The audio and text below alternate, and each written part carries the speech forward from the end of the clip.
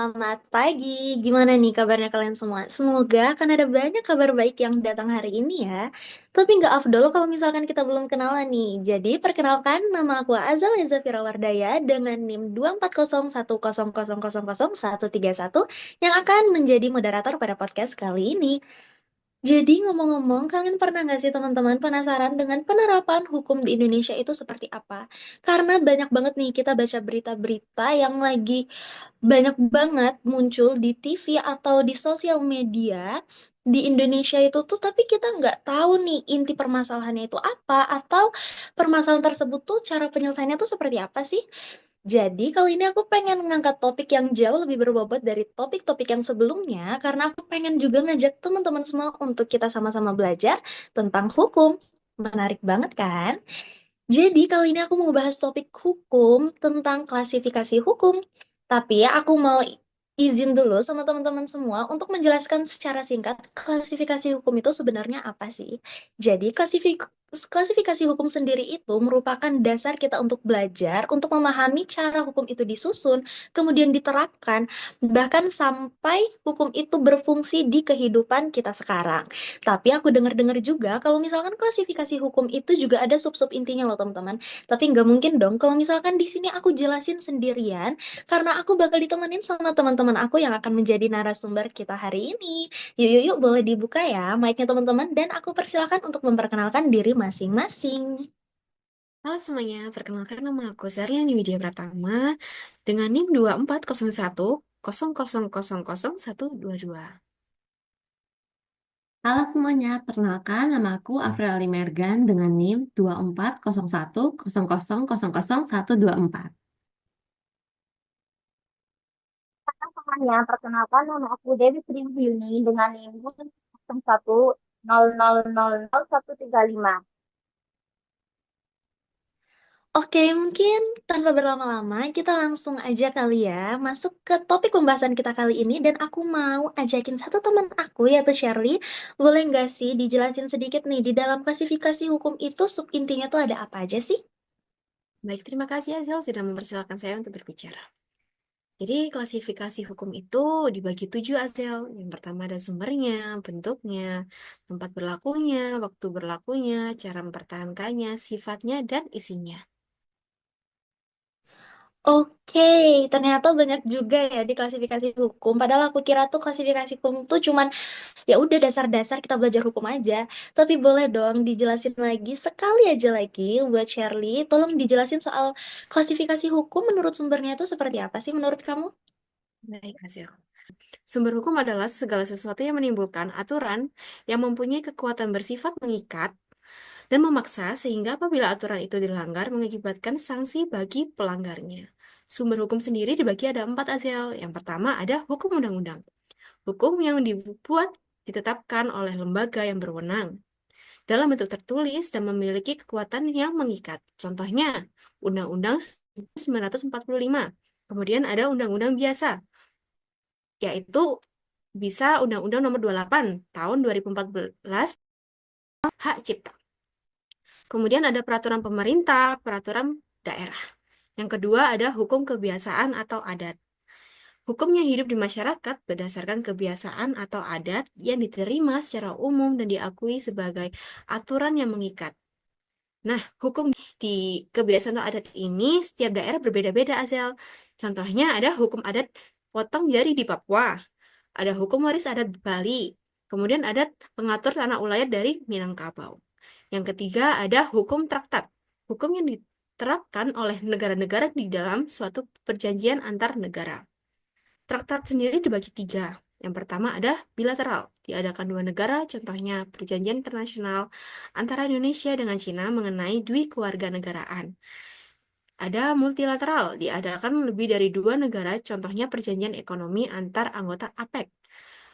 Kemudian ada kolektif atau terbuka.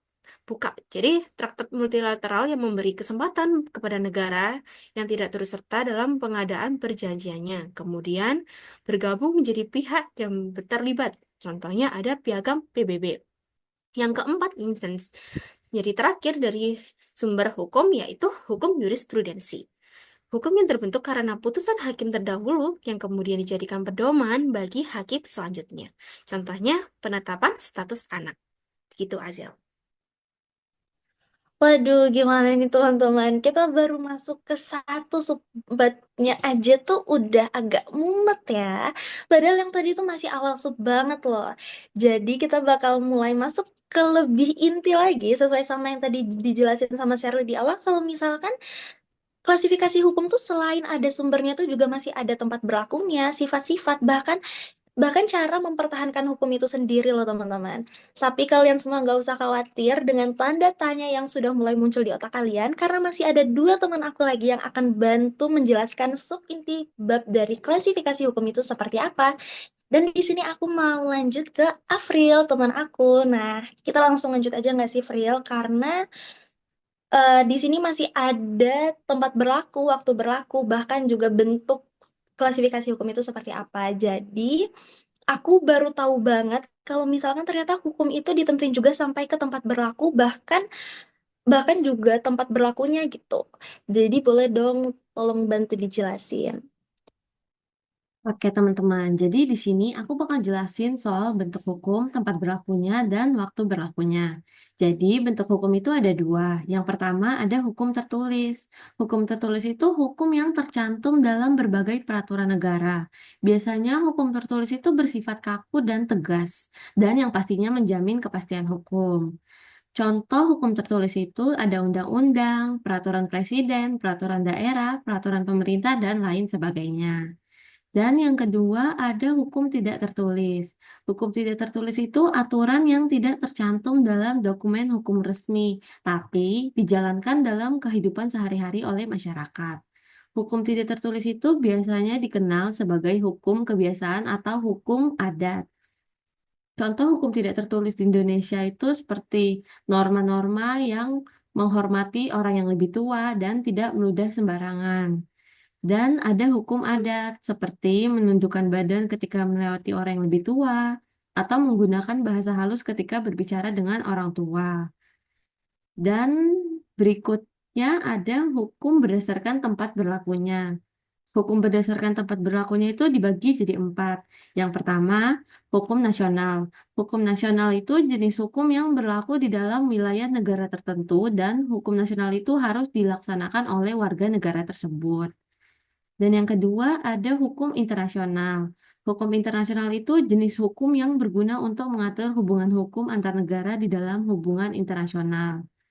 Hukum internasional ini berlaku secara universal, yang berarti dapat berlaku secara keseluruhan terhadap negara-negara yang mengikatkan diri dalam perjanjian internasional tertentu.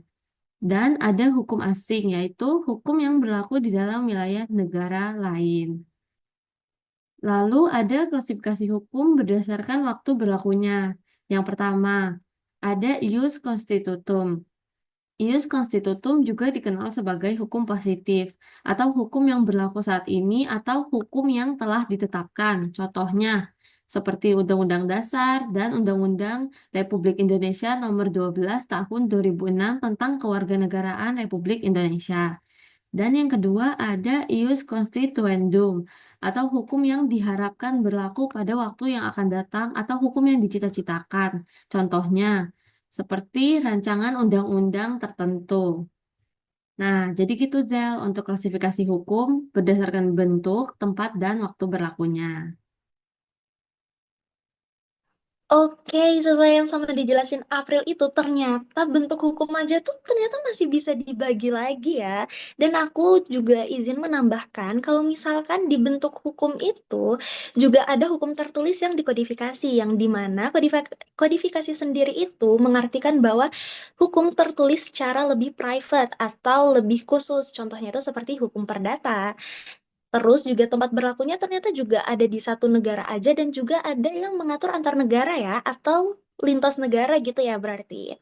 Terus untuk waktu berlakunya juga hukum itu dibagi menjadi hukum positif yang berlakunya itu di era sekarang dan juga ada hukum konstituendum yang akan berlaku di masa depan atau biasa kita sebut dengan rancangan perundang-undangan.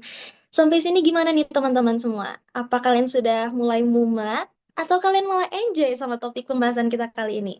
Tapi aku minta teman-teman semua untuk tahan sebentar lagi karena aku masih mau ngobrol sedikit lagi sama satu teman aku di sub inti terakhir dari topik pembahasan kita hari ini. Gimana nih Dewi? Ternyata hukum itu juga ada sifat-sifatnya, isinya, bahkan sampai ke cara mempertahankan hukum itu sendiri loh.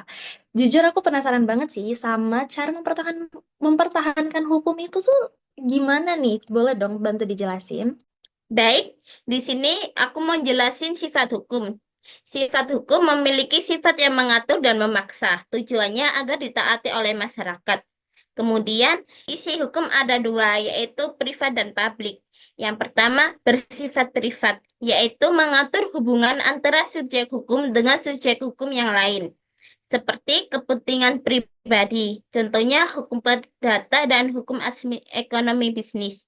Yang kedua ada bersifat publik, yaitu mengatur hubungan antara negara dengan warga negaranya, seperti kepentingan umum, contohnya hukum pidana dan hukum administrasi negara. Next, untuk cara mempertahankannya, yang pertama hukum material, dengan cara mengatur isi hak dan kewajiban. Yang kedua, hukum formil, dengan cara mengatur cara mempertahankan dan menjalankan hukum material. Oke, yang aku dapat nih dari yang barusan temen aku jelasin, kalau misalkan hukum itu ada yang memaksa dan juga ada yang mengatur. Sebenarnya banyak ya dari kita-kita tuh yang masih ngira kalau dua arti memaksa dan mengatur itu tuh memiliki arti yang sama. Padahal beda kata sudah beda arti ya teman-teman. Kalau yang memaksa itu singkatnya kita sudah nggak punya pilihan lain selain untuk mematuhi aturan yang ada. Sedangkan yang mengatur itu lebih ke pedoman dan aturan yang harus kita ikuti.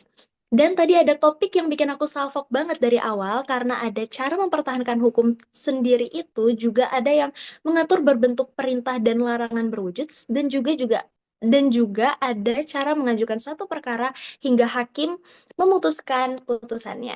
Keren banget ya teman-teman pembahasan kita kali ini sampai nggak berasa banget kalau misalkan topik podcast pada kali ini sudah selesai. Padahal topik kali ini tuh sudah topik yang sangat-sangat berbobot dan menguras nalar kita sendiri ya. Tapi walaupun sambil pusing, kita jadi tahu kan sebenarnya klasifikasi hukum di Indonesia itu seperti apa. Jadi aku mau ngucapin terima kasih banyak sama teman-teman semua yang udah menjadi narasumber untuk topik kali ini. Dan aku mau minta maaf jika ada kekurangan atau kesalahan dari diri aku sendiri untuk menangkap materi yang sudah kalian berikan. Terima kasih dan sampai jumpa di podcast selanjutnya.